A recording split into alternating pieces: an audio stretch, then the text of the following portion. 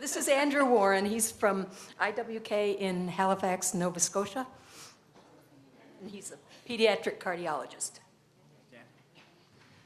Okay, welcome everybody. We were trying to decide if it was us or the topic that cleared the room out, but there's distinctly more room this time. So this is going to be a participant, audience participation event. So if you have a cell phone or a computer in front of you and you're not using it for translation, then log into one of these sites. If you're using your phone, honestly, and you have texting is not going to cost you your arm or whatever, then if you text AWPGME, that's my initials, Andrew Warren, PGME, to 37607, just one time, so in the body of the message, you write AWPGME, and the number that you're dialing is 37607. Then you'll be able to answer the questions, and you'll see the answers for the audience come up on the screen, okay? And then pollev.com/AWPGME if you're going to do it via the web. Okay, so I'll just give you a minute. The way we're going to work today is I'm going to tell you a little bit about cardiomyopathy in general. We'll touch on pediatric disease, but it really isn't that different. Kathy's going to talk to you about Alström's and how cardiomyopathy fits into that. And then Richard's going to talk to you about adult cardiomyopathy and some specific aspects that he's been studying and finding out some really cool things. All right, so let's go on and try the first poll. So this is the first question. Where are you from? And the only person that's answered so far is from North America. So answer A if you're from North America, B from South America, C Europe, D Asia, E Africa, F Australia, or G Antarctica. Okay, so still looking for the website. So here we go.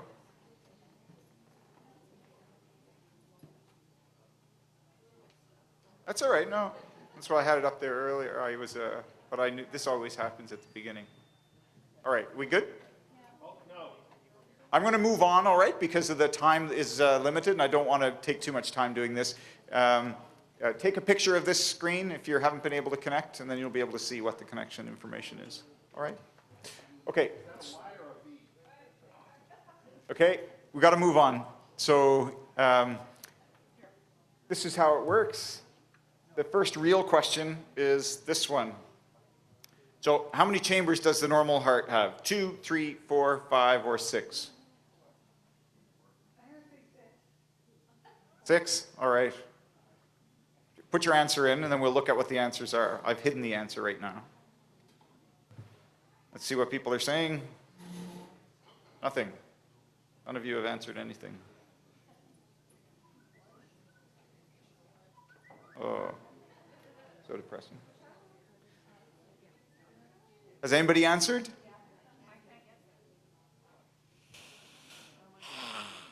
Okay, we'll carry on. It'll catch up. The answer is 4. So the normal heart has got 4 chambers, 2 collecting chambers, 2 pumping chambers. The pumping chambers are called ventricles, collecting chambers are atriums. There are 2 phases of heart function that are important to know about as we think about heart disease. There's the relaxation phase of it's called the cardiac cycle, and then the squeezing phase. So the relaxation phase is diastole, the squeezing phase is called systole, and when you have cardiomyopathy, which I'm going to talk about in a minute, when you have heart problems, you can have a problem with either or both of those. So in patients with Alstrom syndrome, the heart problem that they get is known as cardiomyopathy. So that sounds like a big word, and it is, but if you break it down into its segments, you can understand what it means. Cardio means heart, myo means muscle, pathy means disease, so cardiomyopathy is a heart muscle disease. There are different forms of cardiomyopathy, but we're going to talk about a couple in particular. So the next question is, the most common cardiomyopathy in patients with Alstrom syndrome is what? And I'm going to put this up this way so that you'll be able to see people's answers as they come in. So you should just type A and send. Once you've typed 37607,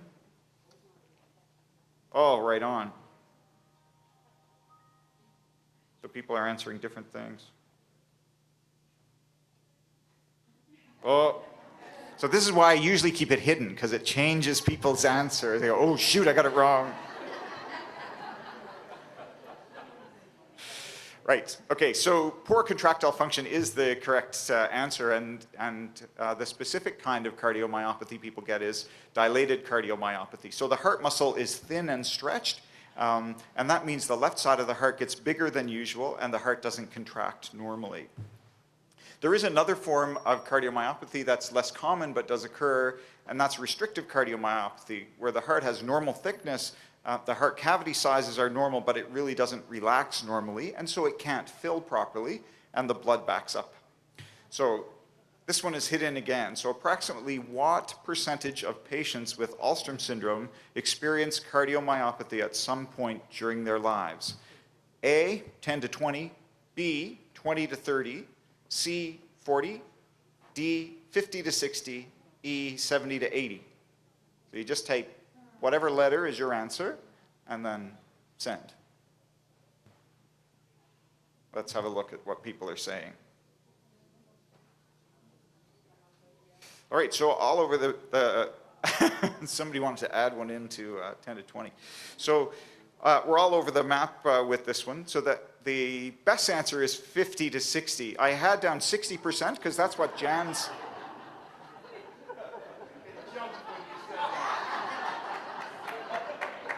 That's what Jan's paper showed, but the NIH study showed 50%.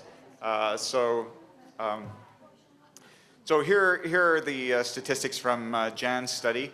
43% experienced cardiomyopathy in infancy, 19% during adolescence, but 38%, at least over the time of the duration of the study, did not appear to experience cardiomyopathy at all. Okay, so why does cardiomyopathy occur in patients with Alstrom syndrome? This is where the new bit, or some of the new bits, are within the heart. So there's been some progress since the last time I was here at this conference 2 years ago. The process of cell division in the body is called mitosis. And normally the heart is thought of as a non-mitotic organ. In other words, the cells that are in it are the ones that you were born with. They can get thicker and smaller, they can be bigger and smaller, but they haven't traditionally been thought of as regenerating or replacing themselves.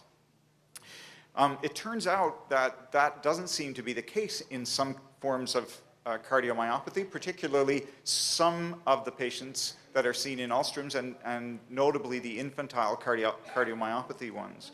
In those patients, there's new evidence that suggests that the heart cells do not stop dividing, and that results in abnormal heart wall thickness and poor function, and that has been termed mitogenic cardiomyopathy. And I'm happy to say that term first came from Canada, although it was work done in the United States that related it to Alstrom syndrome. For older patients, maybe it's a different mechanism. And Dr. Steed is going to talk about fibrosis of the heart wall as being a potential mechanism for older patients, so I won't dwell on that one. Okay, here's the next question. How do we diagnose heart disease in children with Alstrom syndrome? So it's all of the following except one of those kinds of questions you're never supposed to use. So echocardiograms, ECGs, chest x-rays, catheterization, or CT scan. What's the thing we don't use to diagnose heart disease?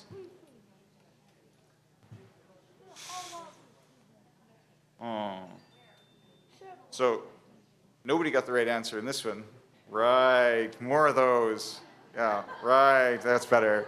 So CT scan we very rarely use to diagnose heart disease in anyone, in fact, but in Alstrom syndrome, that's not one of the ones. All of the other tests we do use. Cardiac catheterization, you're right, we use less commonly than other ones. So the mainstay of diagnosis is with echocardiography. So I'm going to show you two pictures. The one on the right-hand side is a normal heart contracting. The one on the left-hand side is a patient with dilated cardiomyopathy. And I think even those of you who are not used to looking at ultrasound might be able to say that this one here on the left-hand side is squeezing not really as well as the one on the right-hand side. It's not moving as, this one here is not moving as much as that one. Okay? So that's the problem. So when you get dilated cardiomyopathy, you end up with something called congestive heart failure, where the blood backs up into your lungs and you end up having difficulty breathing and difficulty with exercise tolerance. So the way that we treat that is what? So by medication, pacemakers, automatic defibrillators, or heart transplant usually. What's the most common way that we would treat those kinds of problems?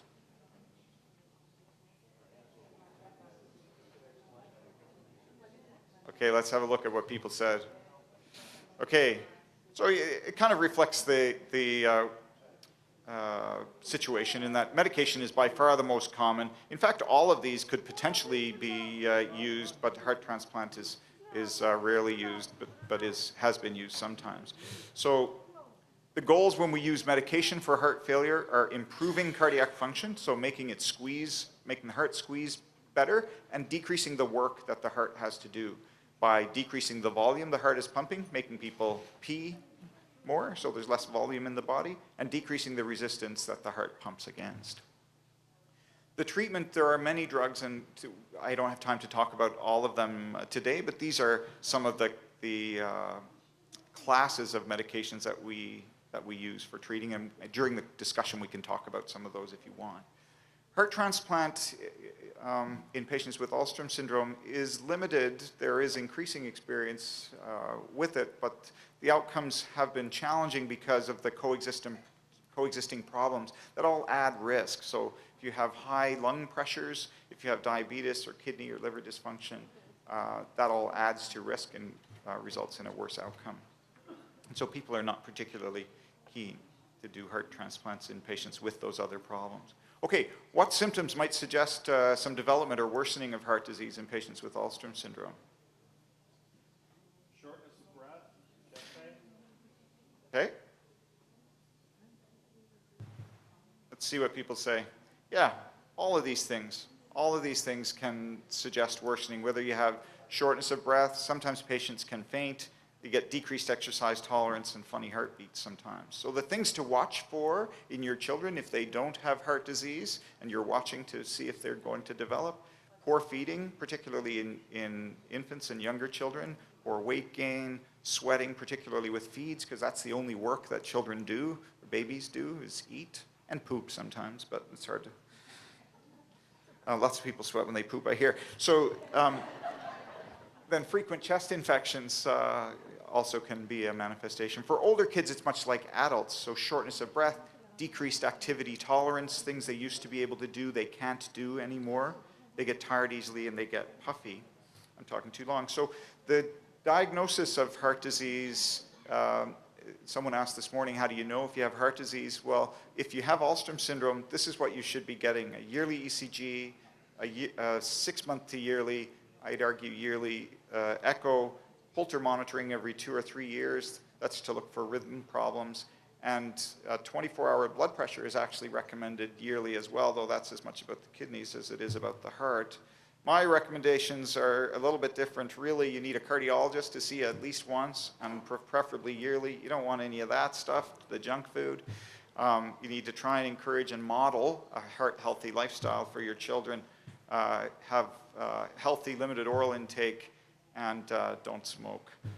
So thanks for the invitation to come, and I think we're going to hold all the questions till the end, if that's okay with you guys, just so that we get all the information out there, and then everybody gets a chance. Okay? Thank you.